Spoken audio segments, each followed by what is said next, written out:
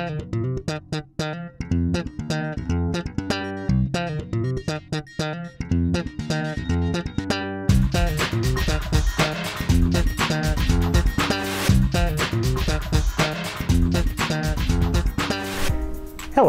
my name is Stephen Labiak. Welcome to week 17 on Things About Bankruptcy. Last week we talked about Chapter 7 trustee. This week we're going to talk about the Chapter 13 trustee. Hopefully you've watched the previous one. If not, go do it now because I'm going to be referring to some stuff from that.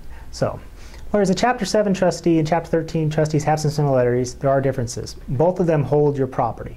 Chapter 13 trustees in the same boat. They own all your stuff during the pendency of the bankruptcy, the 3 to 5 year period. What this means is, which is why when you file a 13, is you can't sell your property. Why? Because the trustee technically owns it. You can't sell something you don't own. What also the Chapter 13 trustee does, they do administer your estate as well, like the Chapter 7. However, with the Chapter 13, you're making payments. So what the Chapter 13 does is they will distribute these payments. The Chapter 13, the trustees tend to be a little more involved because it's going to be a longer period, the 3 to 5 years. And when you file a Chapter 13, there is money to distribute. So while I'm not saying the Chapter 7 trustee doesn't look at things, the Chapter 13 trustee is a lot more exacting. Things need to be down to the penny accurate. Now, I'll be honest, usually down to the dollar accurate.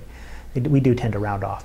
Whereas if you're off by 50 bucks in a Chapter 7, it doesn't make a difference because there's probably no assets. However, in Chapter 13, you can't be off by $50 because you're off by $50 a month over a period of 60 months. That's $3,000. That's a lot of money. And if they don't do it right, it comes out of their pocket. So the Chapter 13 trustee, the way they differ is they're going to be a little more exacting. It's also a bit more of a negotiation process with them because if there's a disagreement, they do represent the creditors. However, they also want you to succeed because if you don't make the payments, they're not able to collect their fees and they don't get paid, and then the plan falls apart and nobody's looking for that.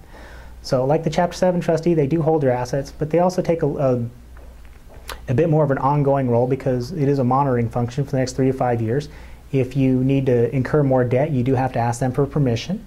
You petition the court.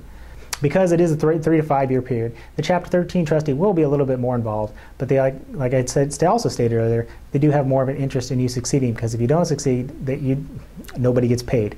And nobody wants that. We do want you to succeed. If you have any questions about this or any other items about bankruptcy, feel free to give me a call at 559-274-2868. I look forward to hearing from you. Thank you.